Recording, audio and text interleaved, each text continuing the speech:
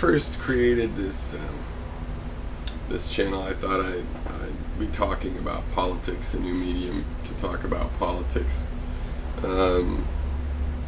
You know, I through my life have been politically active, and the ability to make a political contribution online is a good thing. I'm glad to see a lot of people taking advantage of that. The problem is that I've receded into well, that's not the problem, that's the solution. I've receded into philosophy because the problem to me is the fellow man, however bad of a democratic leader you see, or how good. I mean, the problem is the people, our peers, voting and supporting this. I mean, I heard on the radio this morning, Republican being interviewed in Iowa. She's going to decide probably after the speeches of some of her fellow citizens at the caucus. And she's like, oh, I don't know, they're all good candidates, and any of them would be better than Obama. And it's like, are you psychotic? This is the most ridiculous thing. The Republican candidate, the spectrum of candidates, right? It's like, this is honestly the best that they can do. I mean, the political tradition is, if you think you're going to lose, some big businessman that doesn't want to really be president but is willing to type thing runs, bring some sort of status quo legitimacy. And that's a farce too. But this is like literally only a bunch of bozos and a guy that runs every time are available, evidently, and they're all great. I mean, I could see like Al Sharpton. I kind of have liked Al Sharpton. It's an up and down thing, but it's been mostly up my esteem of him as a speaker and being interesting to listen to and adding into the conversation, right? I like him. But when he's running for president, I don't say, oh, he'd be a better president than Bob Dole. I mean, in ways he would be, but, you know, just agreeing with him on certain gists of how things are going in the world doesn't mean he has the solutions, right? So, but the reason I thought I should talk a little bit of politics is because of this stupid NDAA Act, NDAA, that was signed such a modern way. Postmodern way. You know, Obama said he was going to veto that thing, I believe, and then he doesn't, but he attaches a signing order, or a signing statement, which he said he also wasn't going to use, about how he'll only use it very carefully. Yeah, well, what about the next president? What about President, you know, Bachmann or Cheney or President Jeb Bush? How are they going to use it? And besides, like, I should believe that shit. I mean, Obama has been getting all liberal now in time for campaign season, and plenty of liberals, and even me, like, you hope, oh, he's just turning a corner now. He was just doing that to do this. Well, obviously not. I mean, here we have a litmus test. You know, he gives a bit of aid and comfort to the Occupy Wall Street movement. It's just to manipulate them, obviously, because to use them, if he was to use that as an excuse to say, look, there's a sentiment, and I'm going to use that to do some more liberal, not even liberal things, just status quo traditionalism, like I will veto taking away the rights of our citizens. I mean, he could do that without cover, but it just shows that all this liberal talk is just, it's like in the business world, I've been at companies where they wanted to sell the company, and they sold the company on a particular product and idea, and then they get sold, and those people are still running the company, and instead of doing that idea, they do this other thing they really wanted to do. You sell an idea on something, it's a sexy and cool, so we're not going to do it. We're going to do this other boring thing.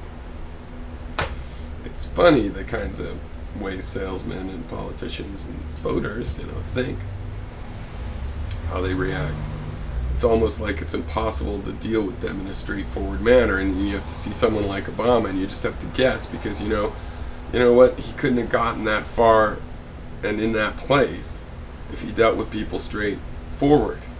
So the more straightforward a politician seems to be, the more you have to wonder, well, geez, he's just really good at not being straightforward. He can, obviously, one boundary condition is he can't be straightforward, and the other one is he appears straightforward. That's some weird twisting going on in there. It's almost better when they're bombastic and crazy, and their lack of straightforwardness is more apparent, you know. Someone like Obama will be able to swing liberal. I've come to think too that if a real politician were to sneak, I mean, a real statesman were to sneak their way into the political storm, they would probably have to plan on having one term.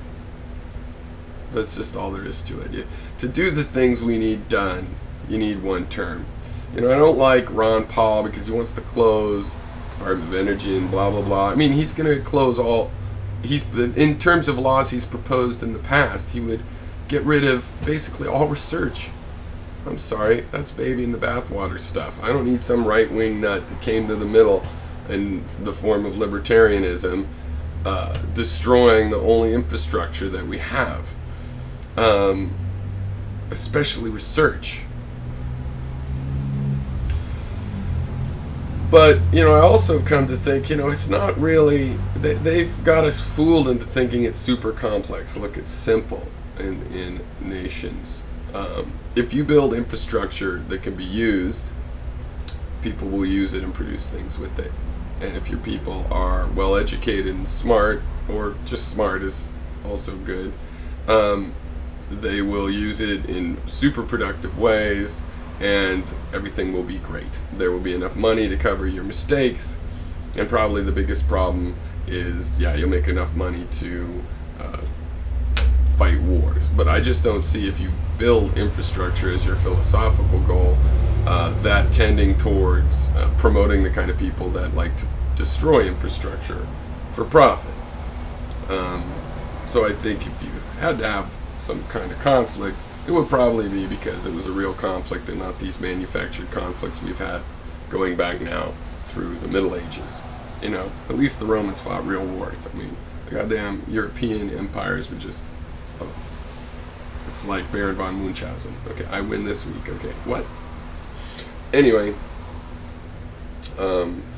yeah, and I have to say I'm at a loss. I'm a little bit like in the Thus Spoke Zarathustra, where he wakes up with a snake on his tongue and he finds himself unable to speak and biting his tongue.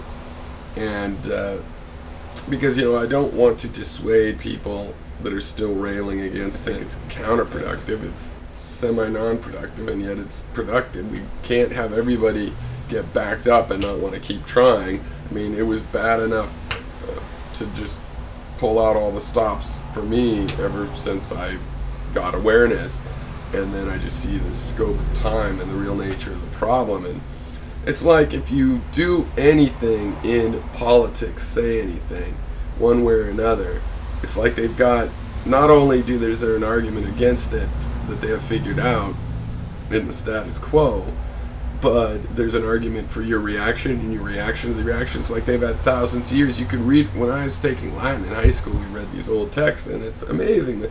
The political climate in Rome and the complaints that people have, it could be like reading Ron Paul or your complaints. And it's like they've had thousands of years to come up with a whole series. I mean, a series that takes longer than your lifetime to play out. A series of answers and rebuttals and re-rebuttals that literally, while it plays out, they're just waiting for you to die. And they just are running the same series on someone younger. And we need a way to, like, jump the tracks. You need a way to have a new idea that's lateral, that they can't figure out. Sometimes things like the internet come along and they can't figure them out for a while, but they figure out some way to hook it into the consent manufacturing apparatus.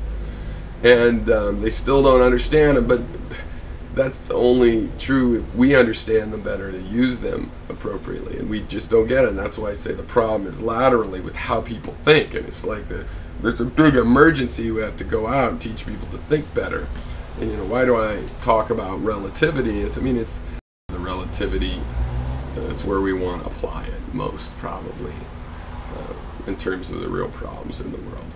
I mean, like with Iran, I'm not that happy with Iran in plenty ways, and yet to me it's interesting that Paul's doing so well, being so almost dove-like in a lot of ways. But he's not really a dove, but he doesn't want to sanction or anything. Iran. He's like, of course. Like, well, the issue for me is that we get blocked up trying to figure what is the character of this nation, what kind of people are they, what can, and then from that we're supposed to go, okay, now we know what our relationship to them should be. See, that's backwards. That's looking at Iran as an object, and then you figure out the relations between the object based on the inherent characters of the object. The object doesn't have inherent characteristics. What we need to focus on is our relationship to Iran, like the Shah and our role in divvying up the Middle East to the power players, that ruled subsequently, and our relationship, our scientific relationships are. We should look at our relationship to Iran, and that would tell us what to do, whether or not we figured out what their character is or is not. Essentially, in the process, we'd figure out things like that. We might get a very clear idea of that, and it would come from looking at the relationship, because that's the source material. You have information about the relationship, the essential character of a people. Well, that's hard to gauge. I mean, we're getting it wrong. The essential character of the Iranians is they like to drink coffee and talk intellectual shit. If we could disagree on that, fine. That's what we're trying to interpret from the facts. The facts, though, are, we've had historical engagements. We were over there, Iranian oil, where did the fundamentalism come from? Look at those things, and the answer is clear. But people resist the types of tools, mental tools, and the modes of contemplation that lead to the simplest solutions. So what are you going to do? Anyway, cheers.